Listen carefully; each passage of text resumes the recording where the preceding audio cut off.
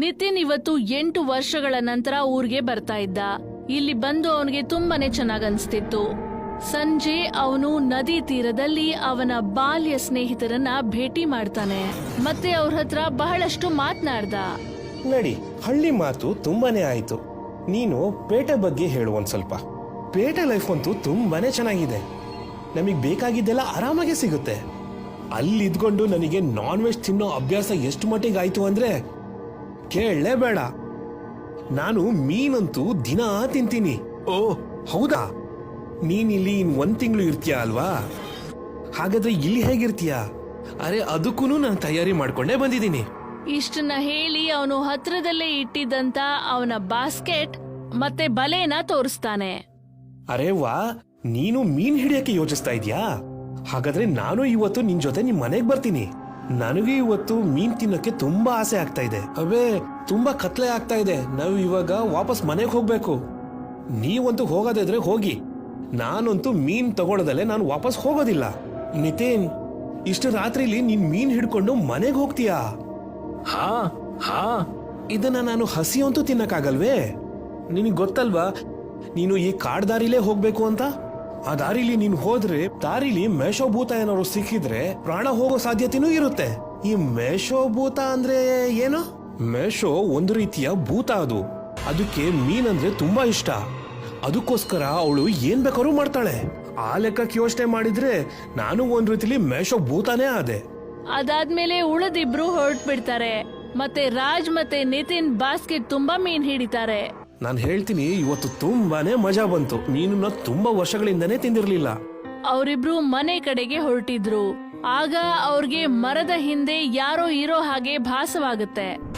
ಯಾರಿದ್ದೀರಾ ಅಲ್ಲಿ? ಹೋಗ್ಲಿ ಬಿಡು, ಕೇಳ್ಬೇಡ, ಅದು ಮಹೇಶೋಭೂತನೇ ಆಗಿರ್ಬೇಕು. ರಾಜ್ ತಮಾಷೆ ಮಾಡ್ಕೊಂಡು ಹೇಳ್ತಾನೆ. ಮತ್ತೆ ಇಬ್ರು ಮುಂದುವರಿತಾ ಇರ್ತಾರೆ. ಮತ್ತೆ ಅವರ ಹಿಂದೆನೆ ಮ್ಯಾಚೋ ದೆವ್ವ ಮೀನಿನ ವಾಸನೆಯನ್ನ ಹೀರ್ಕೊಂಡು ಹಾಗೇ ಬರ್ತಾ ಇರ್ತಾಳೆ. ಕೆಂಪು ಸೀರೆ, ಬಿಟ್ಟಿರುವಂತ ಕೂದ್ಲು, ಕಣ್ಣುಗಳು ಬೆಂಕಿಯಂತೆ ಹೊಳಿತಿರೋ ಹಾಗೆ. ಮಗು, ಇದು ನಿಮ್ಮ ಸಿಟಿ ಅಲ್ಲ. ಇಲ್ಲಿ ಇಷ್ಟೊತ್ತಲ್ಲಿ ಓಡಾಡೋದು ಸರಿಯಲ್ಲ. ರಾಜ್ ಮಗ್ನೆ, ನಿನ್ಗೆಲ್ಲ ಗೊತ್ತಲ್ಲ. ನೀನ್ ಅವನನ್ನ ಸರಿಯಾದ ಸಮಯಕ್ಕೆ ಕರ್ಕೊಂಡ್ ಬರ್ಬೇಕಾಗಿತ್ತಲ್ಲ. ನಾನಂತೂ ಹೇಳಿದ್ದೆ, ಆದ್ರೆ ಇವನಿಗೆ ಮೀನ್ ತಿನ್ನೋ ಇಷ್ಟು ಆಸೆ ಇತ್ತು ಅಂದ್ರೆ ಅದಕ್ಕೆ ಇವನು ಬರ್ಲೇ ಇಲ್ಲ. ನಿಜ ಹೇಳ್ಬೇಕು ಅಂದ್ರೆ ನನಗೂ ಮೀನ್ ತಿನ್ನೋಕೆ ತುಂಬಾ ಆಸೆ ಆಗ್ತಾ ಇದೆ. ಇದನ್ ತಗೊಳ್ಳಿ ಅಮ್ಮ, ಇದ್ರಲ್ಲಿ ನಾನು ಮೀನ್ ಹಿಡಿದಿದ್ದೀನಿ, ಫಟಾಫಟ್ ಆಗಿ ಮಾಡ್ಕೊಡಿ. ಮಾಲ್ತಿ ಅವ್ರಿಗೆ ಬಾಸ್ಕೆಟ್ ಕೊಟ್ಟು ಮತ್ತೆ ಕಿಚನ್ ಅಲ್ಲಿ ಅಡ್ಗೆ ಮಾಡಕ್ ಹೋಗ್ತಾಳೆ. ಅಷ್ಟ್ರಲ್ಲಿ ಅವರು ಡೈನಿಂಗ್ ಟೇಬಲ್ ಹತ್ರ ಕುತ್ಕೊಂಡು ಮಾತಾಡ್ತಾ ಇರ್ತಾರೆ. ಮಾಲ್ತಿ ಬರ್ತಾಳೆ ಮತ್ತೆ ಅವರಿಬ್ಬರ ಮುಂದೆ ಮೀನನ್ನ ಬಡಿಸ್ತಾಳೆ. ಮೀನಿನ ಸುವಾಸನೆ ಮ್ಯಾಚೋ ದೆವ್ವಕ್ಕೆ ಮೂಗಿಗೆ ಬಡಿಯತ್ತೆ. ಮತ್ತೆ ಅವಳಿಗೆ ತಡ್ಕೊಳಕ್ಕಾಗ್ಲಿಲ್ಲ. ಈಗ ಅವಳು ಬದಲಾಗಿ ಒಂದು ನಾರ್ಮಲ್ ಹುಡುಗಿ ಹಾಗೆ ಕಾಣಿಸ್ತಾಳೆ.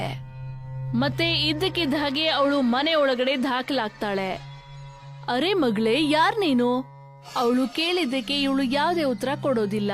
ಅವಳು ಬರೀ ಟೇಬಲ್ ಮೇಲೆ ಇಟ್ಟಿರುವಂತ ಮೀನನ್ನೇ ನೋಡ್ತಾ ಇರ್ತಾಳೆ. ರಾಜ್ ಅವಳ ಸೌಂದರ್ಯಕ್ಕೆ ಮಾರು ಹೋಗ್ತಾನೆ. ಈ ಹುಡುಗಿಗೆ ಮಾತು ಬರಲ್ಲ ಅನ್ಸುತ್ತೆ. ಆಂಟಿ, ಇವಳಿಗೆ ಒಳಗ್ ಕರ್ಕೊಂಡು ಹೋಗಿ. ಇವಳು ಊಟನ ಹೇಗ್ ನೋಡ್ತಿದ್ದಾಳೆ ಅಂದ್ರೆ ಇವಳಿಗೆ ತುಂಬಾನೇ ಹಸುವಾಗಿರ್ಬೇಕು. ಇದನ್ನ ಕೇಳಿ ಮಾಲ್ತಿಗೂ ಹಾಗೆ ಆಗುತ್ತೆ. ಇವಳು ಯಾರೋ ಬಡ ಮೂಕಿ ಇರಬಹುದು ಅಂತ. ಮತ್ತೆ ಅವಳಿಗೆ ಅವಳ ಮೇಲೆ ದಯೆ ಬರುತ್ತೆ. ಬಾ ಮಗಳೇ, ಇಲ್ ಕೂತ್ಕೋ, ನೀನು ನಮ್ ಜೊತೆ ಊಟ ಮಾಡಬಹುದು. ಮಾಲ್ತಿ ಅವಳನ್ನ ಕರ್ಕೊಂಡು ಟೇಬಲ್ ಹತ್ರ ಕೂರಿಸ್ಬಿಡ್ತಾರೆ. ಮತ್ತೆ ಅವಳ ಮುಂದೆ ಕೂಡ ಮೀನನ್ನ ಬಡಿಸ್ತಾರೆ. ಪ್ಲೇಟ್ ಮುಂದೆ ಬರ್ತಾ ಇದ್ದ ಹಾಗೆ ಅವಳು ಚೆನ್ನಾಗಿ ಮೀನನ್ನ ತಿಂತಾಳೆ. 3 ಜನಕ್ಕೆ ಏನ್ ಅನ್ನಿಸ್ತು ಅಂದ್ರೆ ಇವಳು ಬಹಳಷ್ಟು ದಿನದಿಂದ ಹಸ್ಕೊಂಡಿರ್ಬಹುದು ಅಂತ. ಅದಕ್ಕೆ ಇರಬಹುದು ಅವಳು ಊಟದ ಬಗ್ಗೆ ಆ ರೀತಿ ಆಸಕ್ತಿ ತೋರಿಸಿದ್ದು. ಮತ್ತೆ ಅವಳು ಅದನ್ನ ತಿಂತ ಅವಳು ಉಸಿರು ಕೂಡ ಜೋರ್ ಆಗ್ತಾನೆ ಇತ್ತು. ಅವಳು ಯಾರನ್ನೋ ಕಣ್ಣಿಟ್ಟು ನೋಡಕ್ ಆಗ್ಲಿಲ್ಲ. ಮತ್ತೆ ಯಾರಿಗೂ ಇದ್ರ ಬಗ್ಗೆ ಗೊತ್ತಾಗ್ಲಿಲ್ಲ. ಆಂಟಿ, ರಾತ್ರಿ ತುಂಬಾ ಆಗೋಗಿದೆ. ಈ ಹುಡುಗಿಗೆ ಮಾತು ಬರೋದಿಲ್ಲ. ಇವತ್ ರಾತ್ರಿ ಇವಳನ್ನ ಇಲ್ಲೇ ಉಳಿಸ್ಕೊಳ್ಳಿ. ನಾನ್ ಬೆಳಿಗ್ಗೆ ಇವಳನ್ನ ಅವ್ರ ಮನೆಗೆ ಬಿಟ್ಟು ಬರ್ತೀನಿ. ರಾಜ್ ಹೇಳಿದ್ದಕ್ಕೆ ಅವರು ಅವಳನ್ನ ಒಂದು ರೂಮಲ್ಲಿ ಮಲಗಿಸ್ತಾರೆ. ಆದ್ರೆ ಮ್ಯಾಚುಗೆ ಈಗ್ಲೂ ಕೂಡ ಹೊಟ್ಟೆ ಹಸಿತಿರುತ್ತೆ. ಇವಳು ತುಂಬಾ ಸುಂದರವಾಗಿದ್ದಾಳೆ. ಈ ಅವಕಾಶನ ನಾವು ಬಿಡಬಾರ್ದು. ರಾಜ್ ರೂಮಿಂದ ಎದ್ದು ಅವಳ ರೂಮ್ ಕಡೆ ಹೋಗ್ತಾನೆ. ಆದ್ರೆ ಅವಳು ಅಲ್ಲಿರ್ಲಿಲ್ಲ. ಆದ್ರೆ ಕಿಚನ್ ಕಡೆಯಿಂದ ಯಾವ್ದೋ ಪಾತ್ರೆಗಳು ಶಬ್ದ ಮಾಡುವಂತ ಶಬ್ದ ಅವನಿಗೆ ಕೇಳಿಸುತ್ತೆ. ಮತ್ತೆ ಅವನು ಕಿಚನ್ ಕಡೆ ಹೋದ. ಅವಳು ಶೆಲ್ಫ್ ಹತ್ರ ಇಟ್ಟಿದ್ದಂತ ಹಸಿ ಮೀನನ್ನ ತಿಂತಾ ಇದ್ಲು. ರಾಜ್ ಹಿಂದ್ಗಡೆಯಿಂದ ಅವಳ ಸಣ್ಣ ನಡುವನ್ನ ನೋಡ್ತಾ ಇದ್ದ. ಚಿನ್ನ, ನಂಗನ್ಸುತ್ತೆ ನೀನು ತುಂಬಾ ದಿವಸದಿಂದ ಉಪವಾಸ ಇದೆಯಾ ಅಂತ. ನೀನ್ ತಪ್ಪು ತಿಳ್ಕೊಳ್ಳಿಲ್ಲ ಅಂದ್ರೆ ನಾನೇ ನನ್ನ ಕೈಯಾರೆ ನಿನಗೆ ಅಡಿಗೆ ಮಾಡ್ಕೊಡ್ಲಾ? ಇದನ್ನೆಲ್ಲ ನೋಡಿದ್ರು ಅವಳು ಮತ್ತೆ ಮತ್ತೆ ಮೀನನ್ನ ಚೆನ್ನಾಗಿ ತಿಂತಾನೆ ಇದ್ಲು. ಮೀನ್ ಮುಗಿದ್ಮೇಲೆ ಅವಳು ಒಂದೇ ಕ್ಷಣದಲ್ಲಿ ಉಸಿರನ್ನ ತಗೊಂಡ್ಲು, ಮತ್ತೆ ಒಂದೇ ಕ್ಷಣದಲ್ಲಿ ಹಿಂದೆ ಹೊರಟೋದ್ಲು. ರಾಜ್ ಅಲ್ಲೇ ಬಿದ್ದು ಹೋಗ್ಬಿಡ್ತಾನೆ. ಮತ್ತೆ ಅವಳು ಅವನನ್ನ ಕೋಪದ ದೃಷ್ಟಿಯಿಂದ ನೋಡ್ತಾಳೆ. ಅವಳ ಕಣ್ಣುಗಳು ಕೆಂಪು ಬಣ್ಣಕ್ಕೆ ತಿರುಗಿದ್ವು.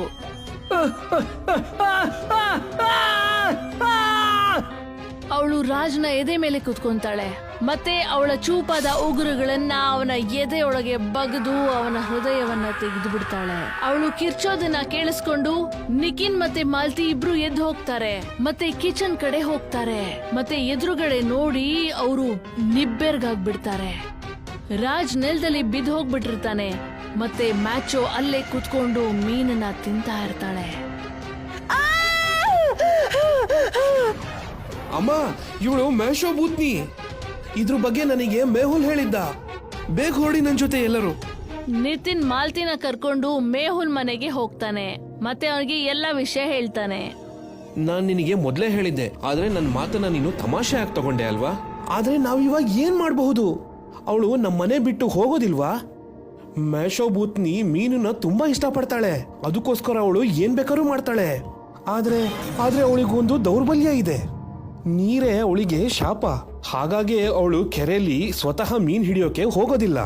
ಇದ್ರ ಅರ್ಥ ಅವಳನ್ನ ನೀರಿನ ಮುಖಾಂತರನೇ ಓಡ್ಸಕ್ಕಾಗೋದು. ನನಗ್ ಗೊತ್ತಿರೋ ಪ್ರಕಾರ ನೀರೇನೆ ಅವಳನ್ನ ಓಡಿಸೋಂತ ಮೂಲ. ಇದನ್ನ ಕೇಳಿ ಇಬ್ರು ಮನೆ ಕಡೆಗೆ ಹೊರಟ್ಬಿಡ್ತಾರೆ. ನಿತಿನ್ ವರಾಂಡದಲ್ಲಿ ಇಟ್ಟಿದ್ದಂತ ನೀರನ್ನ ಎತ್ಕೊಂಡ್ಬಿಡ್ತಾನೆ. ಮತ್ತೆ ಇಬ್ರು ಕಿಚನ್ ಕಡೆಗೆ ಓಡ್ತಾರೆ. ಮ್ಯಾಚೋ ಕೋಪದಿಂದ ನೋಡಕ್ ಶುರು ಮಾಡ್ತಾಳೆ. ನಿತಿನ್ ಮುಂದೆ ಹೋಗಿ ಆ ಬಕೆಟ್ ನ ಮೇಲೆತ್ತಾನೆ. ಮತ್ತೆ ಅದರಲ್ಲಿ ನೀರನ್ನ ನೋಡಿ ಮ್ಯಾಚೋ ಭಯ ಪಟ್ಲು. ಇದ್ದಕ್ಕಿದ್ದ ಹಾಗೆ ನಿತಿನ್ ಕೈಯಿಂದ ಆ ಬಕೆಟ್ ಬಿದ್ದು ಹೋಗ್ಬಿಡತ್ತೆ. ಮತ್ತೆ ನೀರು ನೆಲದಲ್ಲಿ ಬಿದ್ದು ಹೋಗ್ಬಿಡತ್ತೆ. ಮ್ಯಾಚೋ ಮುಂದೆ ಬಂದು ಮಾಲ್ತಿ ಕತ್ತನ್ನ ಹಿಸಕ್ ಬಿಡ್ತಾಳೆ. ಅಮ್ಮ! ನಿತಿನ್ ಅವಳನ್ನ ಬಿಡ್ಸಕ್ ಹೋಗ್ತಾನೆ. ಆದ್ರೆ ಮ್ಯಾಚೋ ಅವನಿಗೆ ಜೋರಾಗಿ ಹೊಡೆದು ಅವನನ್ನ ಬೀಳಿಸ್ಬಿಡ್ತಾಳೆ. ನಾನು ಅಮ್ಮನ್ನ ಕಾಪಾಡಬೇಕು ಅಂತ ಹೇಳಿದ್ರೆ ನಾನು ಮೊದಲು ನೀರನ್ನು ಹುಡುಕ್ಬೇಕು. ಅವನು ಬಕೆಟ್ ತಗೊಂಡ. ಅದನ್ನ ತಗೊಂಡು ಹಾಗೆ ಬಾವಿ ಕಡೆ ಹೊರಟ್ಬಿಟ್ಟ. ಆದ್ರೆ ಇಲ್ಲಿ ಮ್ಯಾಚೋ ದೇವ ತುಂಬಾ ಕೋಪಗೊಂಡಿದ್ಲು. ಅವಳು ಮಾಲ್ತಿ ಮುಖದ ಮೇಲೆ ಕೈಯಿಂದ ಪರ್ಚಿ ಅವಳನ್ನ ರಕ್ತ ಸಿಕ್ತವಾಗಿ ಮಾಡ್ಬಿಡ್ತಾಳೆ. ಮ್ಯಾಚೋ ಅವಳನ್ನ ಕತ್ತತ್ರ ಹಿಡ್ಕೊಂಡು ಗಾಳಿಯಲ್ಲಿ ಹಾಗೆ ಎತ್ತು ಬಿಡ್ತಾಳೆ. ಆಗ ನಿಲ್ಲು ಮ್ಯಾಚೋ! ನಿತಿನ್ ಅಲ್ಲಿಗೆ ಬಂದ್ಬಿಡ್ತಾನೆ. ಮತ್ತೆ ಪೂರ್ತಿ ಬಕೆಟ್ ಇಲ್ಲಿದ್ದ ನೀರನ್ನ ಅವಳ ಮೇಲೆ ಚೆಲ್ಬಿಡ್ತಾನೆ.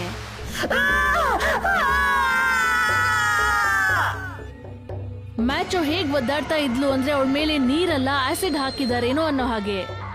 ಎಷ್ಟೋ ಹೊತ್ತು ಜೋರಾಗಿ ಕಿರ್ಚಾಡಿ ಅವಳು ಅಲ್ಲಿಂದ ಹೊರಟೋಗ್ಬಿಟ್ಲು.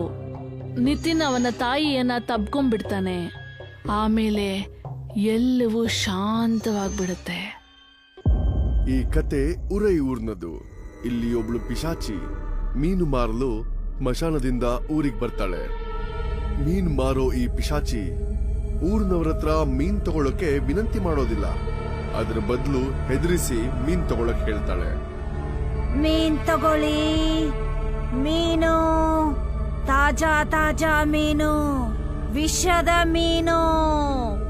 ಯಾರ್ ತಿಂತಾರೋ ಅವ್ರು ಬದುಕೋತಾರೆ, ಯಾರ್ ತಿನ್ನಲ್ವೋ ಅವರು ಸಿಕ್ಕಾಕೋತಾರೆ. ನಾನು ತಂದಿರೋ ಮೀನನ್ನ ನೀವು ತಗೊಳ್ಳೇಬೇಕು. ತಗೊಳ್ಳಿ, ಮೀನ್ ತಗೊಳ್ಳಿ. ಈ ಜನಗಳು ಹೀಗೆಲ್ಲ ಕೇಳೋದಿಲ್ಲ. ಪಿಶಾಚಿ ಬಲವಂತವಾಗಿ ಕಮಲಾ ಮನೆಗೆ ಹೋಗಿ ಬಾಗಿಲು ತರ್ತಾಳೆ. ಕಮಲಾ ಮನೆ ಬಾಗಿಲನ್ನ ತೆಗಿತಾಳೆ ಹಾಗೂ ಕಣ್ಮುಂದೆ ಪಿಶಾಚಿಯನ್ನ ನೋಡ್ಬಿಟ್ಟು ಕಿರ್ಚಾಡ್ತಾಳೆ. ನಾನು ಮೀನು ಮಾರೋಳು ಭೂತ ಮೀನು ಮಾರಕ್ ಬಂದಿದ್ದೀನಿ. ಭೂತ? ನನಗೆ ಮೀನ್ ಬೇಡ. ಕಮಲಾ, ನಾನ್ ಯಾವ ಮನೆಗೆ ಹೋಗ್ತೀನೋ ಆ ಮನೆಗೆ ಮೀನು ಮಾರೇ ಬರ್ತೀನಿ. ನೋಡಿ ಭೂತವ್ರೆ, ನಾನು ಸಸ್ಯಾಹಾರಿ, ಮೀನ್ ತಿನ್ನಲ್ಲ. ಆದ್ರೆ ನಾನು ಮಾಂಸಾಹಾರಿ. ಹೇಳು, ಯಾವ ಮೀನ್ ಕೊಡ್ಲಿ? ತಾಜಾ ಮೀನಾ, ವಿಷದ ಮೀನಾ? ಸರಿ ಸರಿ ಆಯ್ತು. ನಾನು ಮೀನನ್ನ ಕೊಂಡ್ಕೊಂಡ್ರೆ ನೀವು ಹೊರಟೋಗ್ತೀರಾ ಅಲ್ವಾ? ಹಾ, ನಾನು ಹೊರಟೋಗ್ತೀನಿ. ನಿನ್ನ ಪ್ರಾಣ ತಗೊಳ್ದೇನೆ. ಸರಿ, ಹಾಗಾದ್ರೆ ನನ್ಗೆ 1 kg ಮೀನ್ ಕೊಡಿ. ತಗೋ ಕಮ್ಲಕ್ಕ, ನಿನ್ನ 1 kg ಮೀನು. ಎಷ್ಟು ದುಡ್ಡು ಕೊಡ್ಲಿ? ದುಡ್ಡಲ್ಲ, ನನಗೆ ನಿನ್ನ ಅಂದವಾದ ಕೈ ಬೇಕು. ಪಿಶಾಚಿ ಮೀನ್ ಕತ್ತರಿಸೋ ಆ ಚಾಕುವಿನಿಂದ ಕಮಲಾ ಕೈಯನ್ನ ಕತ್ತರಿಸ್ತಾಳೆ. ಸೌತೆಕಾಯಿ ತರ ತಿಂತ ಅಲ್ಲಿಂದ ಹೊರಟು ಬಿಡ್ತಾಳೆ. ಕಮಲಾ ಭಯದಿಂದ ಪ್ರಜ್ಞೆ ತಪ್ಪಿ ಹೋಗ್ತಾಳೆ. ನನ್ನ ಇವತ್ತಿನ ಕೋಟ ಪೂರ್ತಿಯಾಗೋಯ್ತು. ಉಳ್ದಿರೋ ಅಂತ ಮೀನನ್ನ ನಾಳೆ ಮಾರ್ತೀನಿ. ಈಗ ಸ್ಮಶಾನಕ್ ಹೋಗಿ ವಿಶ್ರಾಂತಿ ತಗೋತೀನಿ. ಕಮಲಕ್ಕನ್ ಕೈ ತುಂಬಾ ರುಚಿಯಾಗಿದೆ. ಮೀನು ಮಾರೋ ಆ ಪಿಶಾಚಿಯ ಭಯದಿಂದ ಭಯಭೀತರಾಗಿ ಜನರು ಕಾಳಿ ದೇವಸ್ಥಾನಕ್ಕೆ ಬರ್ತಾರೆ ಹಾಗೂ ಮಾತೆ ಹತ್ರ ತಮ್ಮನ್ನ ರಕ್ಷಣೆ ಮಾಡಲು ಕೇಳ್ಕೊತಾರೆ. ಹೇ ಕಾಳಿ ಮಾತೆ, ನಮ್ಮ ಊರಿನವರನ್ನ ಈ ಪಿಶಾಚಿಯ ಆತಂಕದಿಂದ ಕಾಪಾಡಿ. ಹೌದಮ್ಮ, ಈ ಮೀನ್ ಮಾಡೋ ಪಿಶಾಚಿ ನಮ್ಮ ಬದುಕನ್ನ ಹಾಳು ಮಾಡ್ಬಿಟ್ಟಿದ್ದಾಳೆ. ಅಮ್ಮ, ನಮ್ಮನ್ನೆಲ್ಲ ಅವಳ ಪ್ರಕೋಪದಿಂದ ಕಾಪಾಡಿ. ಆ ದೇವಸ್ಥಾನದಲ್ಲಿ ಚಮತ್ಕಾರವಾಗುತ್ತೆ. ಜನರಿಗೆ ಮಾತೆಯ ಧ್ವನಿ ಕೇಳ್ಬರುತ್ತೆ. ಮಾತೆ ಭಕ್ತರ ಹತ್ರ ಹೇಳ್ತಾಳೆ, ನನ್ನ ಪ್ರೀತಿಯ ಭಕ್ತರೇ, ನಿಮ್ಮೆಲ್ಲರ ವಿನಂತಿಯನ್ನು ನಾನು ಸ್ವೀಕರಿಸಿದ್ದೇನೆ. ಈಗ ನೀವೆಲ್ಲರೂ ನಿಶ್ಚಿಂತೆಯಿಂದ ಇರಿ. ಈ ಭೂತದ ಅಂತ್ಯ ಮಾಡಲು ನಾನು ನಿರ್ಧರಿಸಿದ್ದೇನೆ. ನೀವೆಲ್ಲರೂ ಹೇಗಾದರೂ ಮಾಡಿ ಆ ಭೂತವನ್ನು ಸಮಜಾಯಿಸಿ ನನ್ನ ಮಂದಿರದ ಬಾಗಿಲವರೆಗೂ ಕರೆತನ್ನಿ. ಸಾಕು. ಅದಾದ ನಂತರ ಅವಳ ಅಂತ್ಯ ಮಾಡುವುದು ನನ್ನ ಕೆಲಸ. ಕಾಳಿ ಮಾತೆಗೆ ಜಯವಾಗಲಿ! ಊರಿನ ಜನರು ಯಾರು ಮಾತೆ ಹತ್ರ ವಿನಂತಿ ಮಾಡಲು ಹೋಗಿದ್ರೋ ಅವರೇ ಕಟ್ಟೆ ಹತ್ರ ಕೂತ್ಕೊಂಡು ಯೋಜನೆ ಮಾಡುತ್ತಾರೆ. ಯಾವ ರೀತಿ ಆ ಪಿಶಾಚಿಯನ್ನ ಮಾತೆಯ ದೇವಸ್ಥಾನದವರೆಗೂ ಕರ್ಕೊಂಡ್ ಬರ್ಬೇಕು ಅಂತ. ಯಾಕಂದ್ರೆ ಯಾವುದೇ ಪಿಶಾಚಿ ಕಾಳಿ ಮಾತೆಯ ದೇವಸ್ಥಾನದವರೆಗೆ ಬರ್ತಾನೆ ಇರ್ಲಿಲ್ಲ. ಎಲ್ರು ಅವರವರ ಅಭಿಪ್ರಾಯವನ್ನ ಹೇಳ್ಕೋತಾರೆ. ಆ ಪಿಶಾಚಿಯನ್ನ ದೇವಸ್ಥಾನದವರೆಗೆ ಕರ್ಕೊಂಡು ಹೋಗೋದು ಗಾಳಿಯನ್ನ ಕೈಯಲ್ಲಿ ಹಿಡ್ದಂಗೆ. ಆ ಪಿಶಾಚಿ ನಮ್ಮೆಲ್ಲರನ್ನ ಚಮಕಾಯಿಸ್ಬಿಡ್ತಾಳೆ. ನಾವು ಅವಳ ಕಣ್ಕಟ್ಸೋದು ಹೇಗೆ? ನನ್ನ ಒಂದು ಅಭಿಪ್ರಾಯ ಇದೆ. ಬಟ್ಟೆ ಅಂಗಡಿಯಲ್ಲಿ ಇಡುವಂತಹ ಹೆಂಗಸರ ಪುತ್ಥಳಿಯನ್ನ ಇಲ್ಲಿ ತಂದು ಅದಕ್ಕೆ ಹೆಂಗಸರ ತರ ಬಟ್ಟೆ ಹಾಕ್ಸಿ ಅದನ್ನ ರಿಮೋಟ್ ಇಂದ ಕಂಟ್ರೋಲ್ ಮಾಡಬಹುದು. ಇದರಿಂದ ಏನಾಗುತ್ತೆ? ನನ್ನ ಅರ್ಥ ಇದ್ರ ನಂತರ ಏನಾಗುತ್ತೆ? ನಾವು ಆ ಪುತ್ಥಳಿಯನ್ನ ಯಾವ್ದಾದ್ರೂ ಒಂದು ಮನೆ ಮುಂದೆ ಇಡೋಣ. ಅವಳು ಮೀನ್ ಮಾರಕ್ ಬಂದಾಗ ನಾವು ಆ ಪುತ್ಥಳಿಯನ್ನ ರಿಮೋಟ್ ಇಂದ ಓಡ್ಸಕ್ ಶುರು ಮಾಡೋಣ. ಪಿಶಾಚಿ ಮೀನ್ ಮಾರಕ್ಕೆ ಪುತ್ಥಳಿ ಹಿಂದೆನೆ ಓಡ್ತಾಳೆ.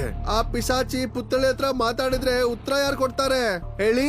ಯಾರ್ ರಿಮೋಟ್ ಅನ್ನ ಕಂಟ್ರೋಲ್ ಮಾಡ್ತಾನೋ ಅವನೇ ಉತ್ತರ ಕೊಡ್ತಾನೆ. ಪುತ್ಥಳಿಯಲ್ಲಿರೋ ಮಿಷಿನ್ ಗಂಡಸರ ಧ್ವನಿಯನ್ನ ಬದಲಾಯಿಸಿ ಹೆಂಗಸರ ಧ್ವನಿ ತರ ಮಾತಾಡುತ್ತೆ. ಆ ಪಿಶಾಚಿ ದೇವಸ್ಥಾನದ ಗೆರೆಯನ್ನ ದಾಟ್ತಿದ್ದಂಗೆನೆ ಮಾತೆ ಅವಳ ಕತೆನ ಮುಗಿಸ್ಬಿಡ್ತಾರೆ. ನಮ್ಮ ಅಭಿಪ್ರಾಯ ನಿಮ್ಗೆಲ್ಲ ಹೇಗನ್ಸ್ತು? ನಮ್ಗೆಲ್ಲ ಒಪ್ಪಿಗೆ ಇದೆ. ನಡೀರಿ, ಆ ಸಂತೆಯಿಂದ ಪುತ್ಥಳಿಯನ್ನ ತಗೊಂಡ್ಬರೋಣ. ಹೌದು, ನಡೀರಿ, ಹೋಗೋಣ. ಊರ್ನವರು ತಮ್ಮ ಯೋಜನೆಯ ಪ್ರಕಾರ ಆ ಪುತ್ಥಳಿಯನ್ನ ಒಂದು ಮನೆಯ ಮುಂದೆ ನಿಲ್ಲಿಸ್ತಾರೆ ಹಾಗೂ ಅವರೆಲ್ಲರೂ ಹುಷಾರಾಗಿ ಅಕ್ಕಪಕ್ಕನೆ ಪಚ್ಚಿಟ್ಕೋತಾರೆ. ಹಾಗೂ ಅವರಲ್ಲಿ ಒಬ್ಬ ಕೈಯಲ್ಲಿ ರಿಮೋಟ್ ಹಿಡ್ಕೊಂಡು ಆ ಮಹಿಳೆಯ ಪುತ್ಥಳಿಯನ್ನ ಕಂಟ್ರೋಲ್ ಮಾಡ್ತಾನೆ. ಮೀನ್ ಮಾರೋ ಆ ಪಿಶಾಚಿ ಮೀನಿನ ಬುಟ್ಟಿ ಹಿಡ್ಕೊಂಡು ಜನರ ಯೋಜನೆ ಬಗ್ಗೆ ಗೊತ್ತಿಲ್ಲದೆ ಆ ಮಹಿಳೆಯ ಪುತ್ಥಳಿ ಹತ್ರ ಬರ್ತಾಳೆ. ಮೀನ್ ತಗೊಳ್ಳಿ, ತಾಜಾ ಮೀನು, ವಿಷದ ಮೀನು. ಏ ಮೀನ್ ಮಾರೋಳೆ, ಇಲ್ಲಿಗ್ ಬಾಮ್ಮ. ನೀನ್ ತಂದಿರೋ ಮೀನನ್ನೆಲ್ಲ ಇವತ್ತು ನಾನೇ ಕೊಂಡ್ಕೋತೀನಿ. ಅರೆ ವಾ, ಇವತ್ತು ಈ ಹೆಂಗ್ಸು ನೇರವಾಗಿ ನನ್ನನ್ನೇ ಕರಿತಾ ಇದ್ದಾಳಲ್ಲ. ಬಿಡು, ಒಳ್ಳೇದೇ ಆಯ್ತು. ಆ ಪಿಶಾಚಿ ಮೀನಿನ ಬುಟ್ಟಿ ಹಿಡ್ಕೊಂಡು ಆ ಪುತ್ಥಳಿ ಹತ್ರ ಬರ್ಬೇಕಾದ್ರೇನೆ ಆ ಮಹಿಳೆಯ ಪುತ್ಥಳಿ ಅಲ್ಲಿಂದ ಓಡಕ್ ಶುರು ಮಾಡುತ್ತೆ. ಊರಿನ ಜನರು ಈ ಆಟವನ್ನ ನೋಡ್ತಾ ಇರ್ತಾರೆ ಹಾಗೂ ಒಬ್ಬ ರಿಮೋಟ್ ಇಂದ ಕಂಟ್ರೋಲ್ ಮಾಡ್ತಾನೆ ಇರ್ತಾನೆ. ಪಿಶಾಚಿ ಓಡ್ತಾನೆ ಹೇಳ್ತಾಳೆ, ಅಯ್ಯೋ ಎಲ್ಲಿಗ್ ಓಡ್ ಹೋಗ್ತಿದ್ಯಾ?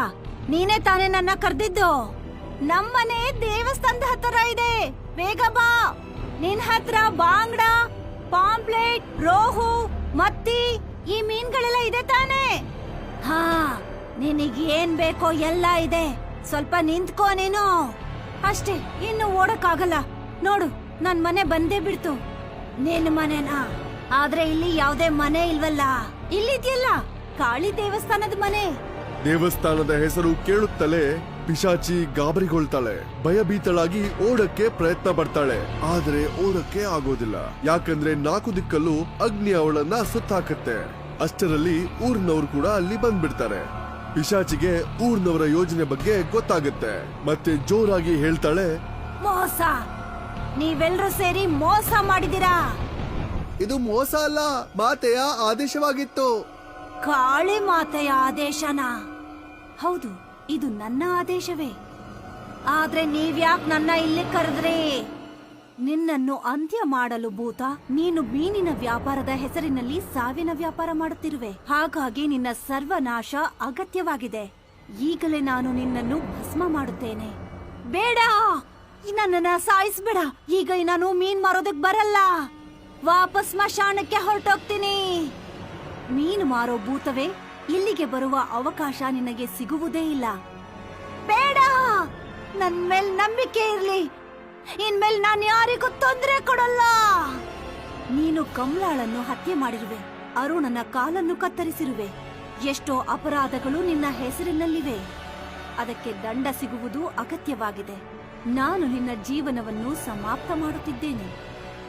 ಪಿಶಾಚಿ ಸುತ್ತ ಇರೋ ಆ ಬೆಂಕಿ ಜಾಸ್ತಿ ಉರಿಯಕ್ಕೆ ಶುರುವಾಗುತ್ತೆ. ಆ ಪಿಶಾಚಿ ತನ್ನ ಮೀನುಗಳೊಂದಿಗೆ ಸುಟ್ಟು ಭಸ್ಮವಾಗ್ಬಿಡ್ತಾಳೆ. ಊರಿನವರು ಸಂತೋಷದಿಂದ ಮಾತೆಯ ಜೈಕಾರ ಹಾಕುತ್ತಾರೆ.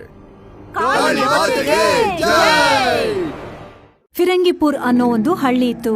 ತುಳಸಿ ಅನ್ನೋ ಹುಡುಗಿ ತಂದೆ ಮತ್ತೆ ತನ್ನ ಅಜ್ಜಿ ಜೊತೆ ವಾಸಿಸ್ತಿದ್ಲು. ರಾಮ್, ನಾನ್ ನಿನ್ಗೆ ಎಷ್ಟು ದಿನದಿಂದ ಹೇಳ್ತಾ ಇದೀನಿ, ತಿನ್ನೋದಕ್ಕೆ ನನ್ಗೆ ಮೀನ್ ತಂದ್ಕೊಡು. ಡಾಕ್ಟರ್ ನನ್ಗೆ ಮೀನ್ ತಿನ್ನೋದಕ್ಕೆ ಹೇಳಿದ್ದಾರೆ. ಅಮ್ಮ, ಇವತ್ತು ಮಾರ್ಕೆಟ್ ಇರೋದಿಲ್ಲ. ರಸ್ತೆಯಲ್ಲಿ ಮೀನ್ ಮಾರೋರ್ ಬಂದ್ರೆ ಅವ್ರ ಹತ್ರನೇ ತಗೋ. ತುಳಸಿ, ಓ ತುಳಸಿ, ಎಲ್ಲಿ ಹೋಗಿದ್ಯಾ ನೀನು? ಎಲ್ಲೂ ಹೋಗಿಲ್ಲ ಅಜ್ಜಿ, ನೀನ್ ಹಿಂದೆನೆ ನಿಂತಿದ್ದೀನಿ. ದಾರಿ ಕಡೆ ಒಂದು ಗಮನ ಇರ್ಲಿ. ಯಾರಾದ್ರೂ ಮೀನ್ ಮಾರೋರ್ ಬಂದ್ರೆ ಅದನ್ನ ತಗೋ.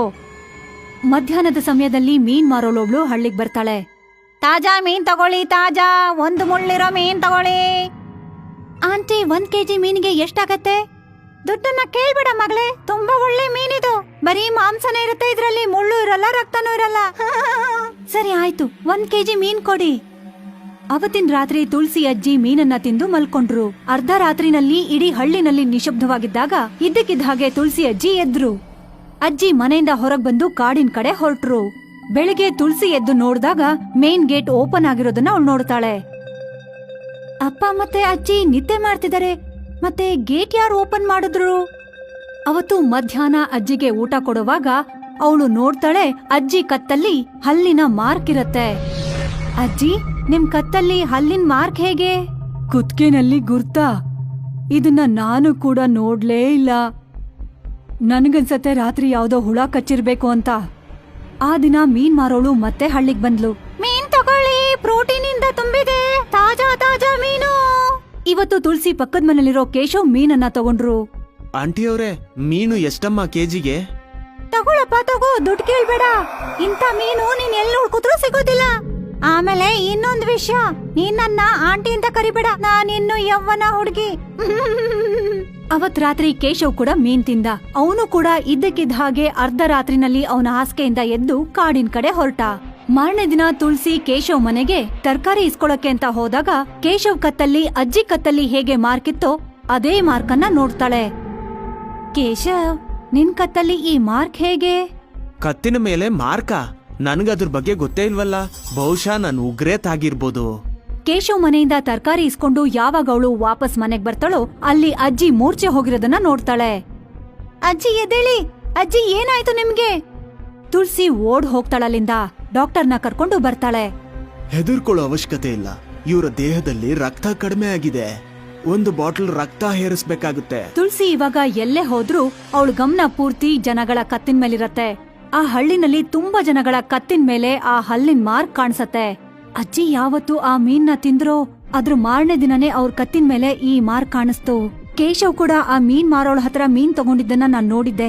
ಹಾಗಾದ್ರೆ ಈ ಮೀನ್ ಮಾರೋಳು ರಕ್ತ ಕುಡಿಯೋ ಪಿಶಾಚಿ ಅಲ್ಲ ತಾನೆ? ಇದ್ರ ಬಗ್ಗೆ ವಯಸ್ಸಾದವರು ಕತೆ ಹೇಳ್ತಾ ಇದ್ರು ಅಲ್ವಾ? ಮಾರನೇ ದಿನ ಮೀನ್ ಮಾರೋಳು ಆ ಹಳ್ಳಿಗ್ ಬಂದಾಗ ತುಳಸಿ ಅವಳನ್ನ ಹಿಂಬಾಲಿಸ್ತಾಳೆ. ಮೀನ್ ಮಾರೋಳು ಕುಂದನ್ ಚಿಕ್ಕಪ್ಪಂಗೆ ಮೀನನ್ನ ಮಾರ್ತಾಳೆ. ಆಮೇಲೆ ಕಾಡಿನ ಕಡೆ ಹೊರಟೋಗ್ತಾಳೆ. ತುಳಸಿ ತುಂಬಾ ಹೊತ್ತಿನ ತನಕ ಕುಂದನ್ ಚಾಚಾ ಮನೆ ಹೊರಗಡೆನೆ ಕಾಯ್ಕೊಂಡ್ ಕೂತಿರ್ತಾಳೆ. ಆಗ ಅವಳು ನೋಡ್ತಾಳೆ, ಅರ್ಧ ರಾತ್ರಿನಲ್ಲಿ ಕುಂದನ್ ಚಿಕ್ಕಪ್ಪ ಮನೆಯಿಂದ ಕಾಡಿನ ಕಡೆ ಹೋಗ್ತಾ ಇರ್ತಾರೆ. ತುಳಸಿ ಕೂಡ ಅವರನ್ನ ಹಿಂಬಾಲಿಸ್ಕೊಂಡು ಹೋಗ್ತಾಳೆ. ತುಳಸಿ ನೋಡ್ತಾಳೆ, ಮೀನ್ ಮಾರೋಳು ಒಂದು ಹುಣಸೆ ಮರದ ಕೆಳಗಡೆ ನಿಂತ್ಕೊಂಡಿರ್ತಾಳೆ.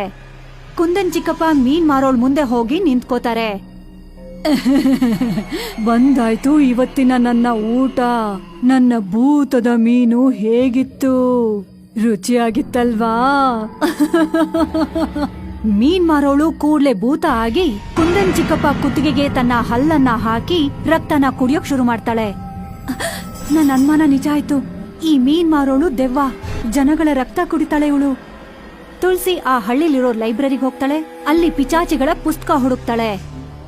ಹೇಗಾದ್ರೂ ಮಾಡಿ ಹನುಮಂತನ ಪ್ರಸಾದನ ಆ ಪಿಚಾಚಿಗೆ ತಿನ್ಸಿದ್ರೆ ಆಗ ಆ ಪಿಚಾಚಿ ಸತ್ತು ಹೋಗತ್ತೆ. ಮಂಗಳವಾರದ ದಿನ ಆಂಜನೇಯನ್ ದೇವಸ್ಥಾನಕ್ ಹೋಗಿ ತುಳಸಿ ಪ್ರಸಾದ ನೈವೇದ್ಯಕ್ಕಿಡ್ತಾಳೆ. ಉಳ್ದಿರೋ ಪ್ರಸಾದನ ಹುಷಾರಾಗಿ ಎತ್ತಿಟ್ಕೋತಾಳೆ. ಮಾರನೇ ದಿನ ಮೀನ್ ಮಾರೋಳು ಹಳ್ಳಿಗ್ ಬಂದಾಗ ತುಳಸಿ ಅವಳಿಗೆ ಹೇಳ್ತಾಳೆ, ಆಂಟಿ, ನಿಮ್ಮ ಮೀನು ತುಂಬಾ ರುಚಿಯಾಗಿತ್ತು. ಅದನ್ನ ತಿಂದ್ಮೇಲೆ ನಮ್ಮಜ್ಜಿ ಪೂರ್ತಿಯಾಗಿ ಹುಷಾರಾಗಿದ್ದಾರೆ. ಆ ಕಾರಣಕ್ಕಾಗಿನೇ ನಾನ್ ನಿಮ್ಗೆ ಸಿಹಿ ಕೊಡ್ಬೇಕು ಅಂತಿದ್ದೀನಿ. ನಾನು ಬೂಂದಿ ಲಾಡು ಮಾಡಿದ್ದೀನಿ. ಬೇಡ ಬೇಡ, ನನಗೇನೋ ಬೇಡ. ಯಾವ ಲಾಡು ನನಗ್ ಬೇಡ. ದಯವಿಟ್ಟು ತಿನ್ನಿ, ಪ್ರೀತಿಯಿಂದ ನಿಮ್ಗೋಸ್ಕರ ಅಂತಾನೆ ಮಾಡಿದೀನಿ. ನನ್ ಮನ್ಸು ಮುರ್ದು ಹೋಗತ್ತೆ. ಸರಿ ಆಯ್ತು, ಸ್ವಲ್ಪ ಕೊಡು. ತುಳಸಿ ಆ ಲಾಡುನಲ್ಲಿ ಹನುಮಂತನ ಪ್ರಸಾದನ ಮಿಕ್ಸ್ ಮಾಡಿದ್ಲು. ಮೀನ್ ಮಾರೋಳು ಯಾವಾಗ ಅದನ್ನ ತಿಂತಾಳೋ ಅವಳು ತನ್ನ ಅಸ್ಲಿ ರೂಪಕ್ಕೆ ಬಂದ್ಬಿಡ್ತಾಳೆ. ಆಮೇಲೆ ಒದ್ದಾಡಿ ಸತ್ ಹೋಗ್ತಾಳೆ. ಪಿಶಾಚಿ ಸತ್ತೋದ್ ಕೂಡ್ಲೆ ಹಳ್ಳಿ ಜನಗಳ ಕತ್ತ ಮೇಲಿದ್ದ ಆ ಮಾರ್ಕು ಎಲ್ಲಾ ಕೂಡ ಮಾಯ ಆಗೋಗುತ್ತೆ.